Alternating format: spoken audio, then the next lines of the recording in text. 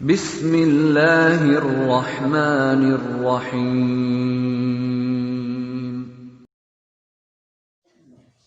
والعاقبۃ للمتقین والصلاة والسلام علی سید الانبیاء والمرسلین، اما بعد فاعوذ باللہ من الشیطان الرجیم، بسم اللہ الرحمن الرحیم۔ اہدنا الصراط المستقیم، آمنت باللہ صدق اللہ مولانا العظیم وبلغنا رسولہ النبی الکریم الامین، ببرکتہ ان اللہ وملائکتہ یصلون علی النبی یا ایھا الذین آمنوا صلوا علیہ وسلموا تسلیما۔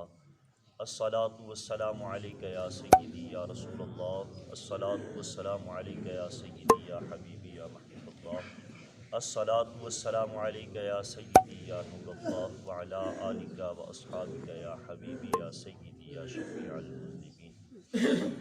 اللہ تبارک و تعالیٰ کی لا تعداد بے شمار حمد و ثنا کے بعد درود و سلام کا نذرانہ حضور تاجدار مدینہ سرور قلب و سینہ فیض گنجینہ صلی اللہ تعالیٰ علیہ وآلہ وسلم کی بارگاہ میں۔ میرے واجب القدر بزرگ اور دوستوں، نوجوان ساتھیوں، آج سورۃ الفاتحہ کی آیت نمبر 5 آپ کے سامنے تلاوت کرنے کا شرف حاصل کیا ہے۔ اس تصور، اس نیت کے ساتھ کہ خالق کائنات میری زباں پر حق جاری فرمائے اور ہم سب کو سن کر عمل کی بھی توفیق عطا فرمائے۔ میرے واجب القدر، اہدنا الصراط المستقیم، اس ایک آیت مقدسہ میں 4 لفظ خالق کائنات نے نازل فرمائے ہیں۔ علماء اکرام کی جو تفاسیر کی گئی ہیں اس حوالے سے آپ سے گفتگو کرنی ہے، اور یہ میں گمان رکھوں گا کہ انشاءاللہ عز و جل جو گفتگو ہوگی وہ یہ نہیں کہ صرف سر کے کانوں سے سننی ہے، دل کے کانوں سے سننی ہے اور اپنے دل میں یہ باتیں بٹھانی ہیں۔ اگر کسی کو سمجھ نہ بھی آئے وہ اس تصور سے، اس نیت سے بیٹھ جایا کرے کہ قرآن پاک کی تلاوت ہے، قرآن پاک کی وضاحت ہے، لہٰذا اس کو سننا سمجھنا نہیں، اس کو سننا بھی عبادت ہے۔ سمجھنا یہ تو اللہ تعالیٰ کی توفیق سے ہوتا ہے، لیکن اس کو سننا بھی عبادت ہے، اس کو پڑھنا بھی عبادت ہے۔ یہ ایسی لاریب کتاب ہے۔ تو میرے عزیز محترم، چلتے ہیں اپنی گفتگو کی طرف۔ جو آیا مقدسہ میں نے تلاوت کی ہے اس کا پچھلی آیتوں کے ساتھ بڑا ہی گہرا تعلق ہے کہ پچھلی آیتوں میں بندے نے عرض کی ایاک نعبد و ایاک نستعین، اے میرے مولا ہم تیری ہی عبادت کرتے ہیں اور خاص تجھ ہی سے مدد مانگتے ہیں۔ ذہن میں یہ گمان تھا، یہ سوال تھا کہ مدد کس چیز میں مدد مانگتے ہیں؟ تو اس آیت مقدسہ نے وہ گمان، وہ سوال ختم کر دیا۔ اہدنا الصراط المستقیم، یا الہ العالمین ہم تجھ سے اس بات میں مدد مانگتے ہیں کہ ہمیں سیدھے راستے کی ہدایت عطا فرما، ہمیں سیدھے راستے کی ہدایت عطا فرما، کیونکہ سب ہدایتوں سے بڑی ہدایت جو ہے وہ ہے صراط مستقیم۔ جس کو صراط مستقیم یعنی سیدھا راستہ مل گیا تو اس کا منزل مقصود پر پہنچنا بہت ہی آسان ہوتا ہے۔ تو لہٰذا سب عبادتوں سے بڑی عبادت یہ ہے۔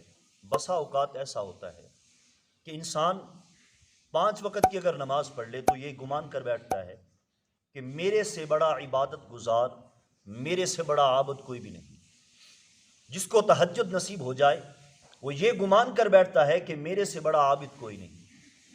تو اس لیے خالق کائنات نے ارشاد فرمایا، اے بندے اگر مانگنا ہے تو سب عبادتوں کی جڑ جو ہے، سب عبادتوں کی بنیاد جو ہے وہ میرے سے مانگ۔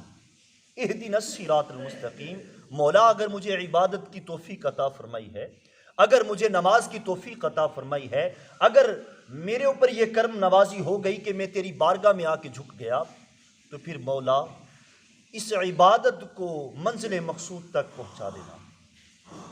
مجھے ایسی عبادت عطا فرما کہ جو میرے لیے ہدایت کا سبب بن جائے، میرے لیے سیدھے راستے کا سبب بن جائے، میں تکبر نہ کر بیٹھوں، دوسرے کو گناہگار اور اپنے کو عابد نہ گمان کر بیٹھوں۔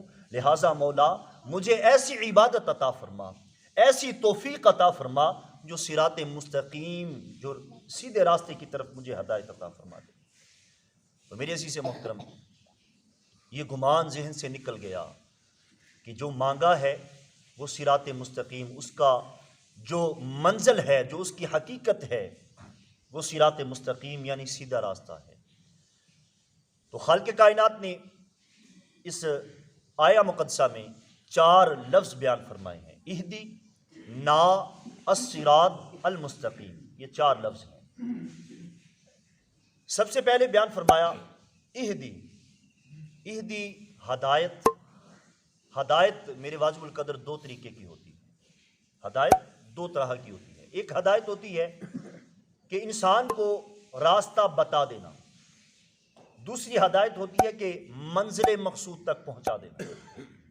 اس کی مثال اپنے ذہن کے مطابق میں یوں سمجھانے کی کوشش کروں گا کہ ایک مسافر جو اپنی منزل کا رستہ بھول گیا، وہ ہمارے سے آ کے رستہ پوچھتا ہے کہ بھائی جان میں نے فلاں جگہ پہ جانا ہے، میری منزل فلاں جگہ پہ ہے، برائے مہربانی میری ہدایت فرما دی۔ تو ہم اسے سیدھا راستہ بتا دیتے ہیں۔ سیدھے راستے میں بھی 2 قسمیں ہوتی ہیں۔ سیدھے راستے میں بھی ایک سیدھا راستہ ہوتا ہے جو لمبا ہوتا ہے، جس میں انسان تنہائی کا شکار ہوتا ہے، تنہا ہوتا ہے۔ ایک سیدھا راستہ تو ہوتا ہے لیکن اس کا شارٹ کٹ بھی ہوتا ہے، وہ خالق کائنات کسی کسی کو عطا فرماتا ہے۔ جو شارٹ کٹ راستے ہیں جو پہنچا تو دیتے ہیں لیکن پہنچاتے بھی بہت جلد ہیں، انسان کا گمان بھی نہیں ہوتا۔ اور وہ شارٹ کٹ راستے جو ہیں، جو صراط مستقیم کے جو شارٹ کٹ راستے ہیں، جو بالکل چھوٹے راستے ہیں لیکن منزل مقصود پہ انسان کو پہنچا دیتے ہیں، ان راستوں کا جو پتہ ہے وہ خالق کائنات نے اپنے انبیاء علیہم السلام اور اپنے اولیاء کو عطا فرمایا ہے۔ اگر ان کی صحبت میں تو جا کے بیٹھ جائے گا تو خالق کائنات تجھے جلد صراط مستقیم پہ پہنچا دے گا۔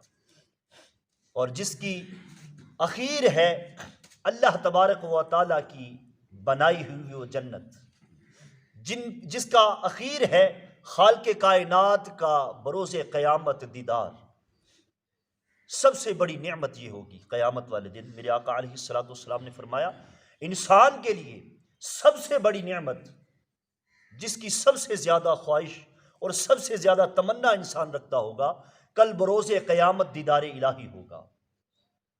تو سب سے شارٹ کٹ رستہ جو ہے، جو انبیاء علیہم السلام کی صحبت میں آ کے بیٹھ گیا، جو اللہ کے ولیوں کی صحبت میں بیٹھ گیا، چند لمحے کی صحبت جو ہے وہ انسان کو منزل مقصود تک پہنچا دیتی ہے۔ بعض اوقات انسان کئی سال تک محنت کرتا ہے، کئی سال تک عبادتیں کرتا ہے، تلاوت قرآن کرتا ہے، سب کچھ کرنے کے بعد نعوذ باللہ من ذالک، اللہ تعالیٰ معاف فرمائے، انسان ایسا کچھ عمل کر بیٹھتا ہے کہ سارے کا سارا کیا درا جو ہے وہ ختم ہو جاتا ہے، نیست و نابود ہو جاتا ہے۔ تو لہٰذا اللہ کے ولیوں کی صحبت میں بیٹھنا یہ انسان کے لیے بہت بڑی نعمت کا سبب ہے۔ وہ گمراہی کا شکار نہیں ہوگا، ساری زندگی گمراہی کا شکار نہیں ہو سکتا جو اللہ تعالیٰ کے ولیوں کی صحبت میں بیٹھتا ہے۔ اللہ تبارک و تعالیٰ توفیق عمل عطا فرمائے۔ تو میرے عزیز محترم، راستے 2 طریقے کے ہیں۔ میں مثال یہ عرض کر رہا تھا کہ ہم نے ایک بندے کو، ایک مسافر ہمارے پاس آیا، ہم نے اس کو راستہ بتا دیا۔ ایک ہے کہ ہم بھی اس کے ساتھ چل دیے کہ آؤ یار تو راستے میں بھٹکتا رہے گا، آجا میں تجھے منزل مقصود تک پہنچا دوں۔ ایک ہوتا ہے راستہ بتانا، دوسرا ہوتا ہے منزل مقصود تک پہنچا دینا۔ اگر اہدی میں، یہ تھوڑی سی سمجھنے کی میں عرض کروں گا کہ تھوڑا سا غور کے ساتھ سنیے گا۔ اگر اہدی ہوتا، اہدی سے مراد ہوتا کہ راستہ بتانا، تو پھر اس سے پہلے عربی لغت میں لام ہوتا یا الہ ہوتا، یعنی الہ اہدی، ایسا کوئی جملہ ہوتا، لیکن یہاں نہ تو الہ ہے نہ ہی لام ہے، جس سے پتہ چلا کہ بندہ اپنے پروردگار سے یہ مانگ رہا ہے کہ یا الہ العالمین مجھے صرف راستہ نہ بتا بلکہ منزل مقصود تک پہنچا دے، مجھے ایسی ہدایت عطا فرما کہ مجھے منزل مقصود تک پہنچا دے۔ میرے عزیز محترم، اہدی سے یہ ہمیں ہدایت ملی، اور آگے عرض کرتا ہے اہدینا، یہ نا جو ہے، لفظ نا جو ہے، یہ عربی میں جمع کے لیے بولا جاتا ہے، جمع متکلم کے لیے، یعنی کلام کرنے والا یہ نہیں کہہ رہا کہ ہدایت صرف مجھے ہی عطا فرما، یعنی بذات خود اپنی ذات کے لیے نہیں مانگتا بلکہ وہ اجتماعی مانگتا ہے کہ مولا ہم سب کو ہدایت عطا فرما۔ اس میں بھی بڑے فوائد ہیں لفظ نا میں۔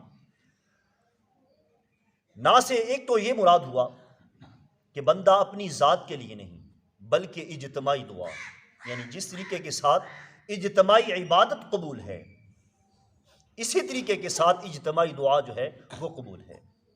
دوسرا فائدہ یہ، حضور صلی اللہ علیہ وآلہ وسلم کی حدیث مبارکہ، میرے آقا علیہ الصلوۃ والسلام نے فرمایا، اے بندو، اے میرے غلاموں، اپنی پاک زبانوں سے، اپنی بے گناہ زبانوں سے اپنے لیے دعا مانگا کرو، اپنی بے گناہ زبانوں سے، اپنے پاک زبانوں سے دعا مانگا کرو۔ عرض کی یا رسول اللہ صلی اللہ علیہ وسلم، بے گناہ دعا، بے گناہ زبان اور پاک زبان ہم کہاں سے لائیں؟ یہ ہماری ہدایت کے لیے تھا، یہ جملہ ہماری ہدایت کے لیے تھا، وگرنہ آقا علیہ الصلوۃ والسلام کا ہر صحابی جو ہے وہ ہدایت کا ستارہ ہے، میرے محبوب نے مہر لگائی ہے، لہٰذا اس کو جھٹلا نہیں سکتے۔ یہ ہماری ہدایت کے لیے تھا، یہ جملہ جو ہے یا رسول اللہ صلی اللہ علیہ وسلم پاک زبانیں کہاں سے لائیں؟ تو میرے آقا علیہ الصلوۃ والسلام نے جو ارشاد فرمایا وہ سننے کے قابل ہے اور دل میں بٹھانے کے قابل ہے۔ میرے آقا علیہ الصلوۃ والسلام نے فرمایا، اے میرے غلاموں، اپنی زبانوں سے اپنے مسلمان بھائی کے لیے دعا کیا کرو۔ تیری زبان تیرے لیے ناپاک ہو سکتی ہے، تیرے مسلمان بھائی کے لیے تیری زبان پاک ہے، لہٰذا اپنی پاک زبان سے۔ اس لیے بندہ عرض کرتا ہے اہدنا، اے مولا صرف مجھے نہیں ہدایت عطا فرما بلکہ سب ہم مسلمان بھائیوں کو ہدایت عطا فرما دے۔ آگے ارشاد فرمایا الصراط، الصراط سرت سے بنا ہے۔ سرت اس راستے کو کہتے ہیں جس میں کافی سارے بندے جو ہیں وہ بآسانی چل سکیں، اس وسیع اور اس چوڑے راستے کو کہتے ہیں، کھلے راستے کو کہتے ہیں جس میں کافی سارے بندے جو ہیں وہ بآسانی چل سکیں، کیونکہ اہدنا عرض کیا تھا نا کہ مولا ہمیں ہدایت عطا فرما، تو صراط کہنا، صراط، سبیل، طریق، یہ تقریباً ہم معنی ہیں، لیکن یہاں صراط عرض کیا گیا، رب ذوالجلال نے فرمایا صراط، یعنی صراط سے مراد ایسا راستہ کہ ہم سب مسلمان بھائی جو ہیں وہ مل کر چل سکیں، لہٰذا ایسا راستہ ہمیں ہدایت، ایسے راستے کی ہدایت عطا فرما۔ اور آگے ارشاد فرمایا المستقیم، مستقیم استقامت، استقامت یہ ایک نہ بھی اگر سمجھاؤں تو یہ کھلا ایک واضح لفظ ہے۔ استقامت یعنی ہمیں اس راستے کی ہدایت ایسی عطا فرما کہ ہم قائم رہیں، اس پہ قائم رہیں، ہم ڈولے نہ، کیونکہ ہماری طاقت نہیں ہے، ہمارے اندر یہ طاقت موجود نہیں، ہم تنے تنہا ہیں، ہم اکیلے ہیں، اس راستے پر ہم اکیلے ہیں، لیکن ہمارے دشمن بے شمار ہیں۔ اے مولا ہمارے دشمن بے شمار ہیں، ایک تو اندر دشمن بیٹھا ہوا ہمارا نفس ہے، دوسرا شیطان ہمارا نفس ہے، تیسرا ہمارے غلط یار جو ہیں وہ بھی ہمارے دشمن ہیں۔ ہم نماز پڑھنے کے لیے گھر سے نکلتے ہیں، غلط دوستوں کی صحبت میں بیٹھتے ہوئے نماز کا وقت کھو بیٹھتے ہیں، تھوڑا سا کلام باہر کر لیا، وہ کلام اتنا وسیع ہو جاتا ہے کہ تیرا گھر ہمیں بھول جاتا ہے، تیرا سجدہ ہمیں بھول جاتا ہے، ہم اتنے ناقص العقل ہیں کہ جو چیز ہمیں نفع دے وہ نفع والی چیز جو ہے ہم اسے ایک منٹ میں، ایک سیکنڈ میں ہم بھول جاتے ہیں۔ لہٰذا یا الہ العالمین ہمیں اس راستے کی ہدایت ایسی عطا فرما کہ ہمیں استقامت والی ہدایت عطا فرما۔ اللہ تبارک و تعالیٰ کی بارگاہ میں دعا ہے خالق کائنات حق شناسی کی توفیق عطا فرمائے۔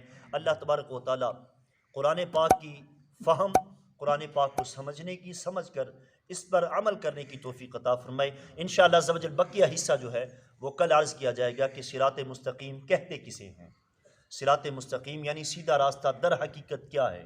اللہ تبارک و تعالیٰ کرم فرمائے، اللہ تبارک و تعالیٰ توفیق عمل عطا فرمائے، عمل کرنا ہمارے لیے آسان فرمائے۔ وآخر دعوانا ان الحمد للہ۔